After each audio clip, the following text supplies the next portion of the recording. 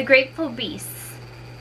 A certain man who had lost almost all his money resolved to set off with the little that was left him and travel into the wide world. Excuse me. Then the first place he came was a village where the young people were running about crying and shouting. "What is the matter?" he asked.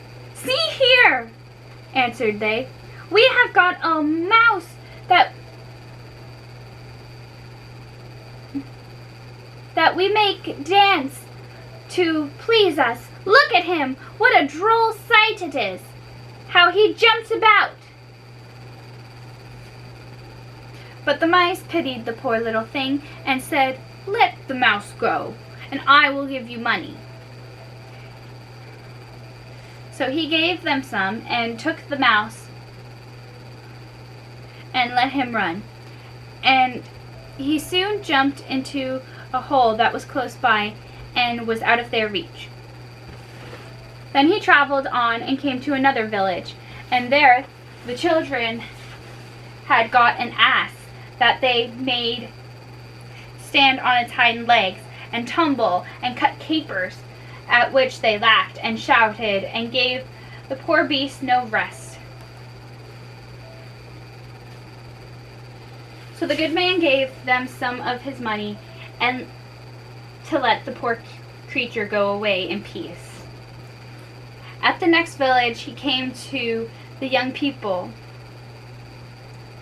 had found a bear that had been taught to dance, and they were plaguing the poor thing sadly. Then he gave them too some money to let the beast go. And the bear was very glad to get on his forefeet and seemed quite at ease and happy again. But he found that he had given all his money away he had in the world and had not a shilling in his pocket.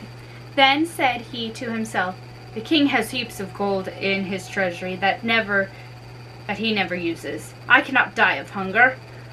I hope I shall be forgiven if I borrow a little, and when I get rich again, I will repay it all."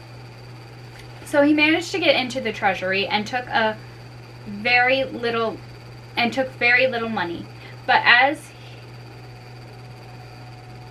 he came out, the king's guards saw him, and they said he was a thief, and took him to the judge, and he was sentenced to be thrown into the water in a box. There we go. The lid of the box was full of holes to let air in, and a jug of water and a loaf of bread were given him. Whilst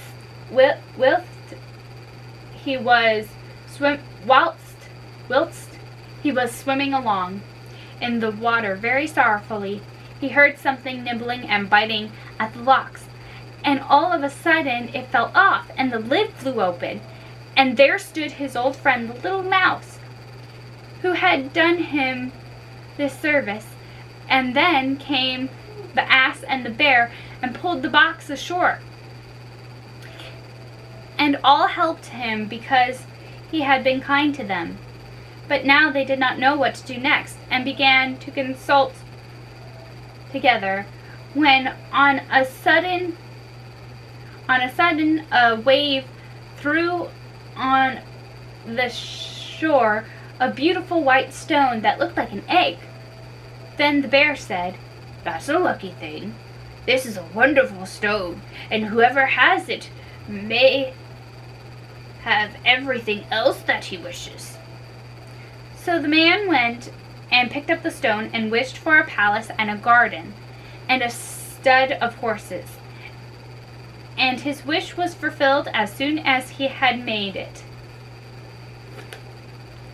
And there he lived in his castle with fine stables and horses, and all was so grand and beautiful that he never could wonder and gaze enough at it.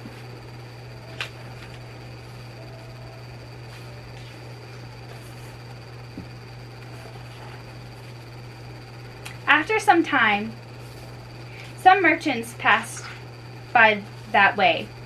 By that way. See, said they, what a princely palace! The last time we were here, it was nothing but a desert waste. They were very curious to know how this had happened. So they went in and asked the master of the palace how it had been so quickly raised. I have done nothing myself, answered he. It was a wonderful stone that did it all. What a strange stone that must be, said they. Then he invited them in and showed it to them.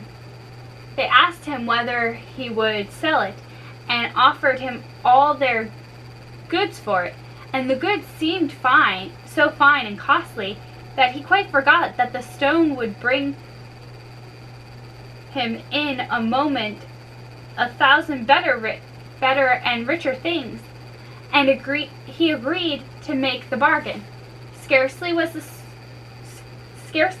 stone, however, out of his hands before all his riches were gone, and he found himself sitting in the box, in the water, with his jug of water and the loaf of bread by his side. The grateful beasts, the mouse, the ass, and the bear came directly to help him, but the mouse found she could not nibble off the lock this time, for it was a great deal stronger than before. Then the bear said, we must find the wonderful stone again, or all we can do will be fruitless.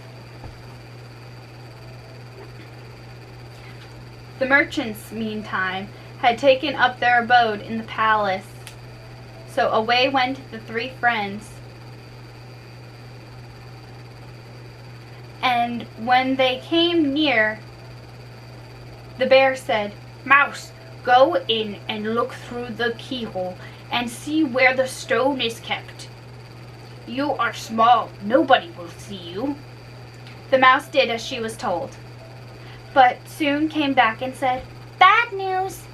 I have looked in, and the stone hangs under the looking glass by a red silk string, and on each side of it sits a great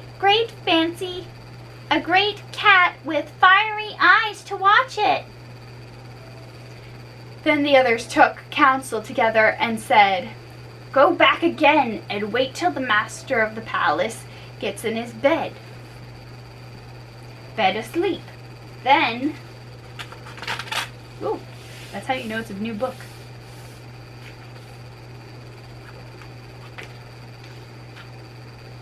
Nip his nose and pull his hair. Away went the mouse and did as they directed her. And the master jumped up very angrily, rubbed his nose, and cried, Those rascally cats are good for nothing at all.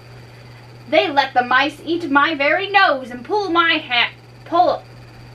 the hair off my head. Then he hunted them out of the room, so the mouse had the best of the game. The next night, as soon as the master was asleep, the mouse crept again and nibbled at the red silken string to which the stone hung, till down it dropped, and she rolled it along to the door.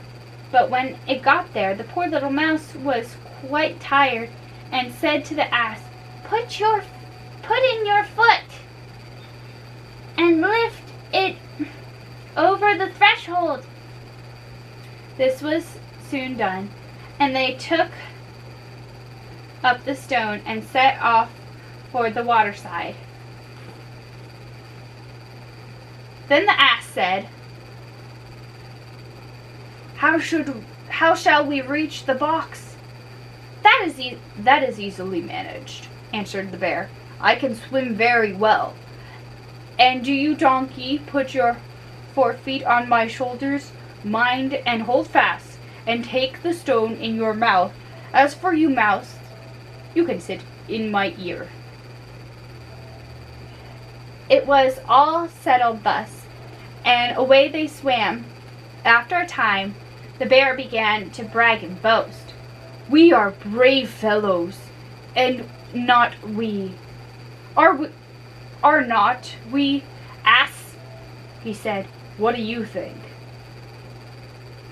But the ass held his tongue and said not a word. "Why don't you answer me?" said the bear. "You must be an ill-mannered brute not to speak when you're spoken to." When the ass heard this, he could not hold no longer, so he opened his mouth and dropped the wonderful stone. "I could not speak," said he. "Did not you know I had the stone in my mouth? Now 'tis lost, and that's your fault." Do hold your tongue and be quiet," said the bear, "and let us think what's to be done." Then a council was held, and at last they called together all the frogs, their wives and families, relations and friends, and said, "A great enemy is coming to eat you all up, but never mind. Bring us up plenty of stones, and we'll build a strong wall to guard you." The frogs, hearing this, were dreadfully frightened and set to work, bringing up all the stones they could find. At last came a large fat frog pulling the wonderful stone by the silken string, and when the bear saw it, he jumped for joy and said, "Now we have found what we wanted." So be released the old frog from his load, and told him to tell his friends they might go about their business as soon as they pleased.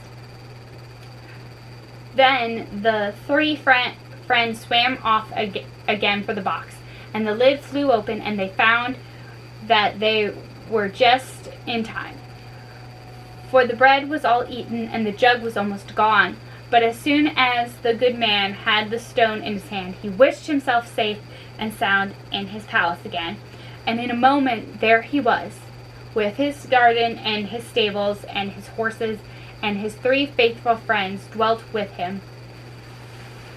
And they all spent their time happily and merrily as long as they lived.